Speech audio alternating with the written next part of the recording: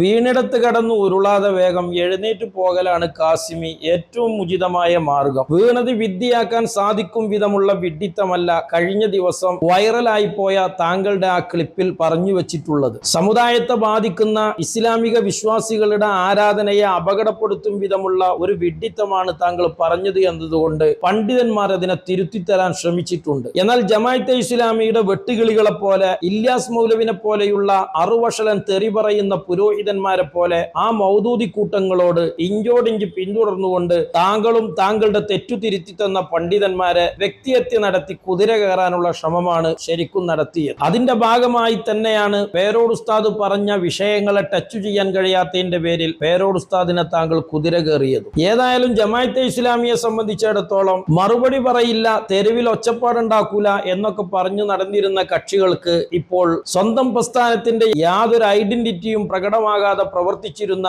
Media വണ്ണിന്റെ ഉള്ളിൽ കൊണ്ടുപോയി തന്നെ ജമാഅത്തെ ഇസ്ലാമിക്കെതിരെയുള്ള ആരോപണങ്ങൾക്ക് മറുപടി പറയേണ്ട ഗതികേട് വന്നിരിക്കുകയാണ്. അങ്ങനെ പേരോട് ഉസ്താദ് പറഞ്ഞ വിഷയങ്ങൾക്ക്, അലിയാർ കാസിമി എയറിൽ പോകാൻ കാരണമായ വിഡ്ഢിത്തങ്ങൾക്ക് വിശദീകരണം നൽകുന്നതിന് വേണ്ടി മീഡിയ വണ്ണിന്റെ അകത്തളത്തിൽ തന്നെ കൊണ്ടുപോയി അലിയാർ കാസിമിയെ കുടിയിരുത്തിയിരിക്കുകയാണ്. എന്നിട്ട് അവിടെ വെച്ച് പേരോട് ഉസ്താദിനെ കുതിര കയറാനാണ് കാസിമി സമയം കണ്ടെത്തുന്നത്. പേരോട് അബ്ദുറഹ്മാൻ സഖാഫി ഒരു വലിയ പ്രസ്ഥാനത്തിന്റെ ഉന്നത സ്ഥാനത്തിരിക്കുന്ന വ്യക്തി എന്നുള്ള നിലയിൽ ഒരു വ്യക്തിയെ വ്യക്തിപരമായി പരാമർശിച്ചുകൊണ്ട് സംസാരിക്കുക പോലും ചെയ്യാത്ത വിധം മാന്യമായി കൈകാര്യം ചെയ്ത ഒരു വിഷയത്തിന് മറുപടി പറയുകയാണ് അലിയാർ കാസിമി ചെയ്യുന്നത്. അവിടെ പേരോട് ഉസ്താദിനെ വ്യക്തിഹത്യ ചെയ്യാനാണ് ശ്രമിക്കുന്നത്. ഇത് തന്നെയാണ് സോഷ്യൽ മീഡിയയിൽ സക്കാത്ത് കമ്മിറ്റിയുടെ ഉഡായിപ്പുകൾ തുറന്നു കാട്ടുമ്പോൾ സകല മൗദൂദി വെട്ടുകിളികളും ചെയ്തുകൊണ്ടിരിക്കുന്നത്. ഇല്യാസ് മൗലവിയെ പോലെയുള്ള പുരോഹിതന്മാര് പോലും ഈ അറുവഷളൻ തെറി പറയുന്നതിൽ നിന്ന് അപവാദമല്ല എന്ന് നമ്മൾ മനസ്സിലാക്കണം. അതിനെ തന്നെയാണ് അലിയാർ കാസിമിയും പിന്തുടരുന്നത്. യഥാർത്ഥത്തിൽ പേരോട് ഉസ്താദ് നല്ലൊരു വലിയ പ്രസ്ഥാനത്തിന്റെ നേതാവ് തന്നെയാണ്. പേരോട് എന്റെ പ്രസംഗത്തെ വിമർശിച്ചു എന്ന് കേട്ടപ്പോൾ അതിനോട് ഒന്ന് പ്രതികരിക്കണമെന്ന് ഞാൻ ആഗ്രഹിച്ചിരുന്നു. പക്ഷെ ആ ആഗ്രഹം നടപ്പാക്കണമെങ്കിൽ അടിസ്ഥാനവും പ്രമാണവും ആദർശവും കയ്യിൽ വേണ്ടേ കാസിമി. അതില്ലാതെ പോയപ്പോൾ പിന്നെ കണ്ട മാർഗം പേരോട് ഉസ്താദിനെ കുതിര കയറുക എന്നതാണ്. പക്ഷേ അദ്ദേഹത്തിന്റെ വിമർശനം കേട്ടപ്പോൾ അദ്ദേഹത്തിന്റെ അറപ്പുളവാക്കുന്ന അംഗവിക്ഷേപങ്ങളോടും വളരെ ചില പ്രത്യേക തരക്കാരുടെ ചിരിയും ഒക്കെ ചേർന്നുള്ള ഇവിടെ പേരോട് ഉസ്താദിനെ കുതിരയാക്കാനാണ് അലിയാർ കാസിമി ശ്രമിച്ചുകൊണ്ടിരിക്കുന്നത്. എന്റെ അലിയാർ കാസിമി, താങ്കൾ ഒരു കാര്യം മനസ്സിലാക്കണം. പേരോട് ഉസ്താദിനെ പോലെയുള്ള ഞങ്ങളുടെ നേതൃത്വത്തിലെ പക്വതയും മാന്യതയുമുള്ള നേതാക്കളുടെ നിയന്ത്രണങ്ങൾ ഉള്ളത് കൊണ്ടാണ് നിങ്ങൾ ഈ പറഞ്ഞ രീതിയിലൊന്നും ഞങ്ങളെപ്പോലെയുള്ളവർ നിങ്ങളെ കൈകാര്യം ചെയ്യാത്തത്. പേരോട് ഉസ്താദിനെ പോലുള്ളവരുടെ ഔദാര്യത്തിലാണ് നിങ്ങളെ ഒന്നും നിങ്ങൾ ഈ പറഞ്ഞതുപോലെ സോഷ്യൽ മീഡിയയിലിട്ട് കൈകാര്യം ചെയ്യാത്തത്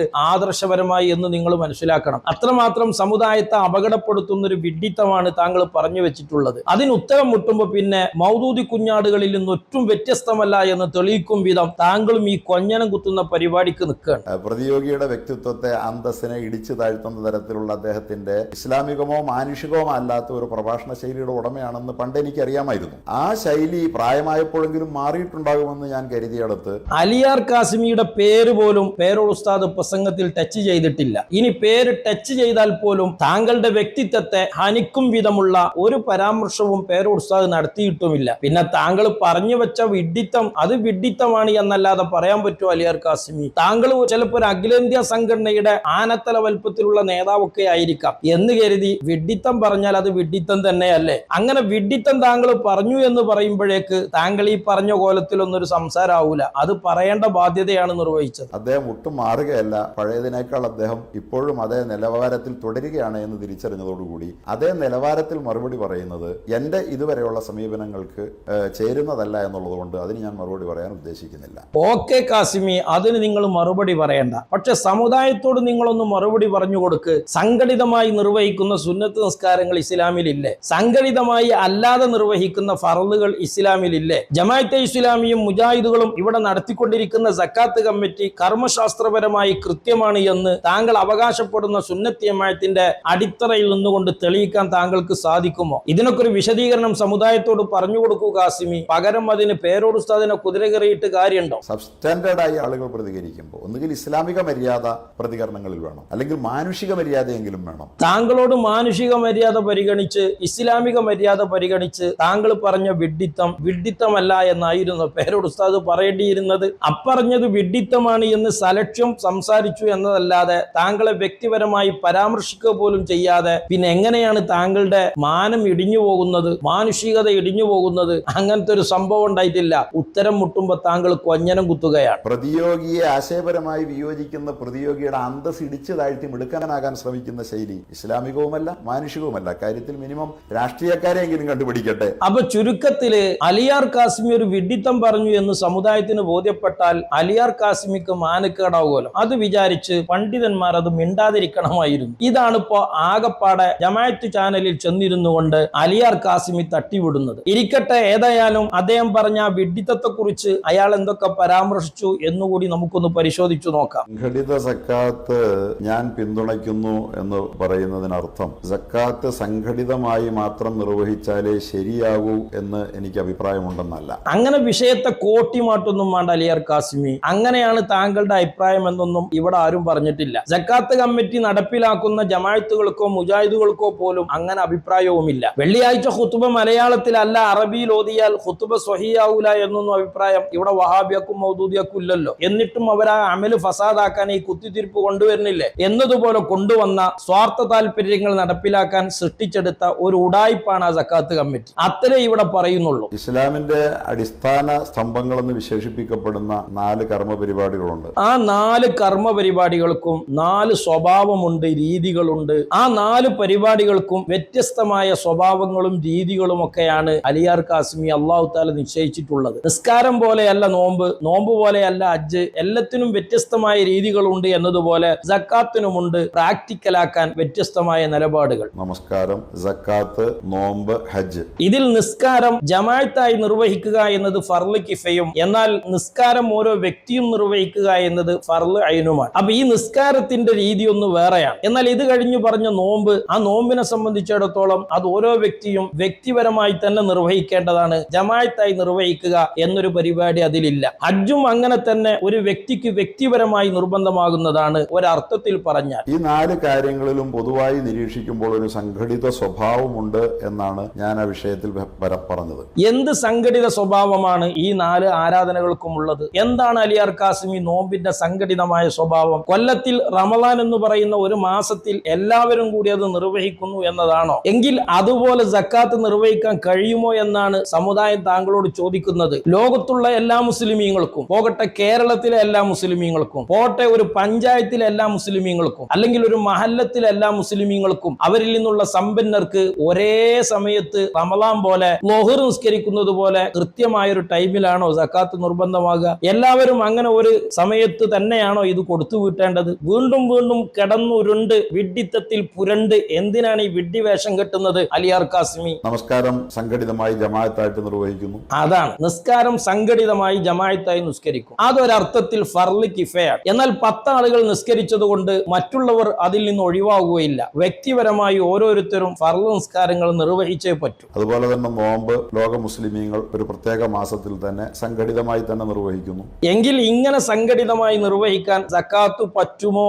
എന്നാണ് ചോദിക്കുന്നത്. ലോകത്തുള്ള എല്ലാ മുസ്ലിമീങ്ങൾക്കും ഒരുപോലെ ഒരു സമയം നിർബന്ധമാകുന്ന സംഗതിയാണോ ഈ സക്കാത്ത് എന്ന് പറയുന്നത്? ഫിത്ർ സക്കാത്ത് അല്ലാത്ത സക്കാത്തുകൾക്ക് താങ്കൾ ഈ പറഞ്ഞ മാനദണ്ഡം സ്വീകാര്യമാകുമോ? എങ്ങനെയാണ് ഇത് പ്രയോഗവൽക്കരിക്കുക? അതുപോലെ തന്നെ ഹജ്ജ് ഒരു പ്രത്യേക സമയത്തും സ്ഥലത്തും ലോക മുസ്ലിമീങ്ങൾ സംഘടിതമായി നിർവഹിക്കുന്നു. ഈ പറഞ്ഞ സംഘടിത സ്വഭാവം എങ്ങനെയാണ് ഈ സക്കാത്തിൽ കൊണ്ടുവരിക കാസിമി? അതൊന്ന് പറഞ്ഞു കൊടുക്ക് സമുദായത്തോട്. പറഞ്ഞ വിഡ്ഢിത്തം 1000 വട്ടം ആവർത്തിച്ചാൽ അതൊരിക്കലും അബദ്ധമല്ലാതെ ആവൂല. അതേ ശ്രേണിയിൽപ്പെട്ട സക്കാത്ത് മാത്രം അസംഘടിതമായി നിർവഹിക്കാവൂ എന്നൊരു നിർബന്ധവും ഇല്ല എന്നാണ് എന്റെ പ്രഭാഷണത്തിന്റെ സൂചന. എങ്കിൽ ജമാഅത്തെ ഇസ്ലാമിയും മുജാഹിദുകളും നടത്തുന്നത് പോലെയുള്ള സംഘടിത സക്കാത്ത് എന്ന് പറഞ്ഞത് ഫർള് നിസ്കാരത്തിലെ ജമാഅത്ത് പോലെയോ, വർഷത്തിലൊരിക്കൽ ഒരു സ്ഥലത്തെല്ലാവരും ഹജ്ജ് ചെയ്യുന്നത് പോലെയോ, മാസത്തിലൊരിക്കൽ എല്ലാവരും റമളാൻ നോമ്പ് നോൽക്കുന്നത് പോലെയോ നടത്തുന്ന ഒരു പരിപാടിയല്ല. ഒരാളുടെ സക്കാത്ത് അയാളിൽ നിന്ന് സംഭരിച്ചിട്ട് ഒരു കമ്മിറ്റി ഏറ്റെടുക്കുകയും ആ കമ്മിറ്റിയിൽപ്പെട്ട ആരൊക്കെയോ ചിലർ അത് ആർക്കൊക്കെയോ കൊണ്ടുപോയി കൊടുക്കുകയും ചെയ്യുന്ന കലാപരിപാടിയാണ്. അങ്ങനെ ഒരാളുടെ നിസ്കാരം ഒരു കമ്മിറ്റിക്ക് ഏറ്റെടുക്കാൻ പറ്റുമോ?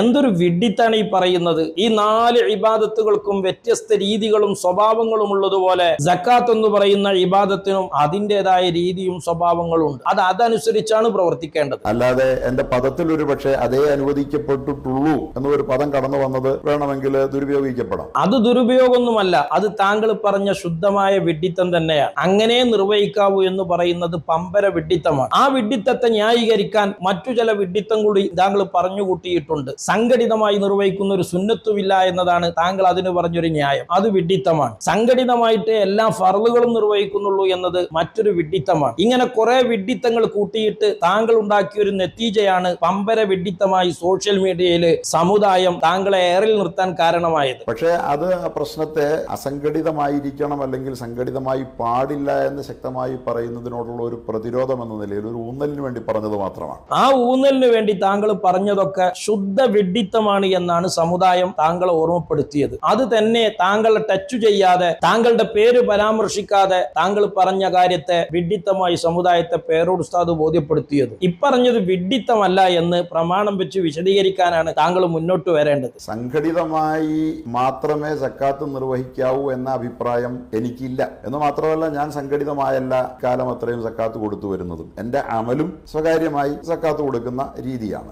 അത് കൊള്ളാം. ഇത്രയൊക്കെ വലിയ സംഗതിയായിട്ട് സാമൂഹ്യമായ വലിയ ലക്ഷ്യവും വലിയ സംഗതികളൊക്കെ ഇതിനുണ്ട് എന്ന് ഘോരഘൂരം ജമാഅത്തെ ഇസ്ലാമിക്ക് വേണ്ടി തട്ടിവിട്ടിട്ട് താങ്കൾക്ക് എന്താ ഈ സാമൂഹ്യ ലക്ഷ്യം സ്ഥാപിക്കുന്നതിന്റെ ഭാഗമാകണ്ടേ? സമുദായത്തിലെ സമ്പന്നരുടെ കാശ് ജമാഅത്തെ ഇസ്ലാമിക്ക് കൊള്ള ചെയ്യാൻ എറിഞ്ഞു കൊടുത്തിട്ട് താങ്കൾ സുരക്ഷിതമായി താങ്കളുടെ സക്കാത്ത് കൈമാറുകയാണ്. എന്തൊരു ഉഡായിപ്പാണ് അലിയാർ കാസിമി പറഞ്ഞതൊക്കെ. ഇനി സക്കാത്ത് കമ്മിറ്റി പാടില്ല, ഇസ്ലാമിയ ഖിലാഫത്തില്ലാത്തടത്ത് അത് പ്രായോഗികമല്ല എന്ന് പറയുന്നത് ജമാഅത്തെ ഇസ്ലാമിയുടെ വാദാണ് എന്ന മറ്റൊരു വിഡ്ഢിത്തം കൂടി അയാൾ പുതുതായി എഴുന്നള്ളിച്ചിട്ടുണ്ട്. സക്കാത്ത് നൽകുമ്പോൾ സക്കാത്തിന്റെ ലക്ഷ്യം സാക്ഷാത്കരിക്കപ്പെടുമെങ്കിൽ ആ ലക്ഷ്യം സാക്ഷാത്കരിക്കപ്പെടാതെ അങ്ങനെ തന്നെ കിടക്കേണ്ടതാണ് ഖിലാഫത്ത് ഇല്ലാത്തത് കൊണ്ട് അല്ലെങ്കിൽ ഇമാമത്ത് ഇല്ലാത്തത് കൊണ്ട് എന്ന് വന്നാൽ അങ്ങനെ വരില്ലല്ലോ കാസിമി. അതെങ്ങനെയാ വരിക? സക്കാത്ത് കമ്മിറ്റിയിലൂടെ അല്ലാതെ ഇസ്ലാമിന്റെ സക്കാത്ത് ഒരാൾ കൊടുത്തു വിട്ടിയാൽ അല്ലെങ്കിൽ സമുദായം അത് കൃത്യമായി നിർവഹിച്ചാൽ സക്കാത്തിന്റെ ലക്ഷ്യം നേടൂല എന്ന് ആരെ പറഞ്ഞത്? അപ്പൊ ഇസ്ലാമിയ ഖിലാഫത്ത് ഇല്ലാത്തതിന്റെ പേരിൽ സക്കാത്ത് കമ്മിറ്റി പ്രായോഗികമല്ല എന്ന് പറഞ്ഞതുകൊണ്ട്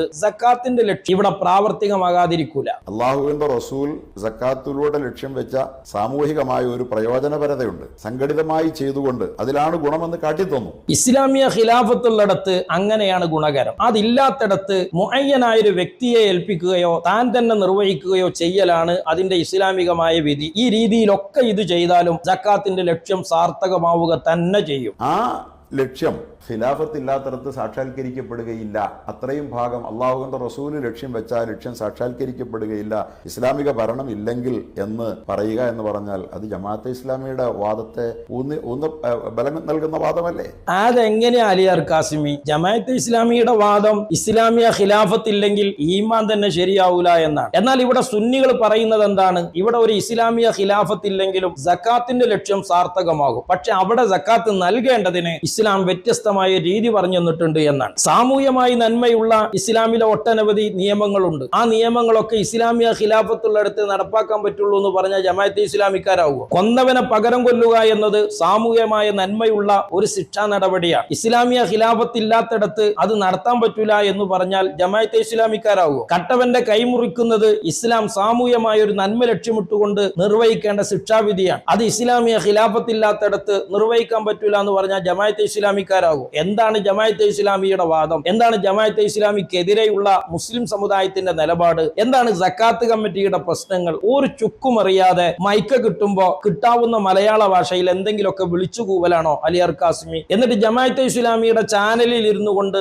സുന്നികളോട് ചില ഉപദേശം നടത്തുകയാണ്. എന്താണ് അയാൾ പറയുന്നത്? നിങ്ങൾ ഇസ്ലാമിന്റെ വിധിക്ക് വിധേയപ്പെട്ടുകൊണ്ട് സംഘടിത സക്കാത്ത് കൊടുക്കാനുള്ള ശ്രമം നടത്തണമെന്നാണ്. എന്നാൽ പ്രമാണം വെച്ചുകൊണ്ട് എങ്ങനെയാണ് ആ സംഘടിത സക്കാത്ത് ഇസ്ലാമിന്റെ കർമ്മശാസ്ത്രപരമായി നടപ്പിലാക്കേണ്ടത് എന്നൊന്നും അദ്ദേഹം വിശദീകരിക്കുന്നുമില്ല.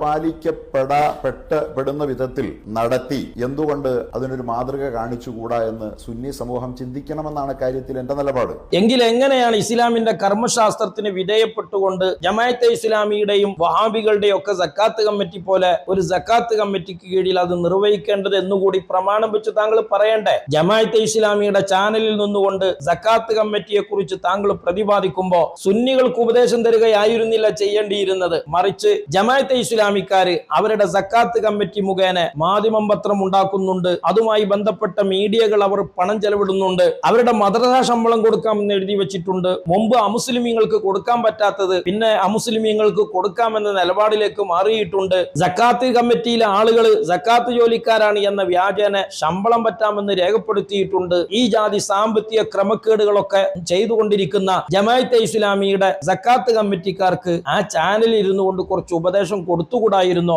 എങ്കിൽ താങ്കൾ ധരിച്ച ഈ സുന്നത്തി ജമാഅത്തിന്റെ വേഷത്തോട് അല്പമെങ്കിലും താങ്കൾ കൂറുപുലർത്തിയെന്ന് സമുദായത്തിന് ആശ്വസിക്കാമായിരുന്നു.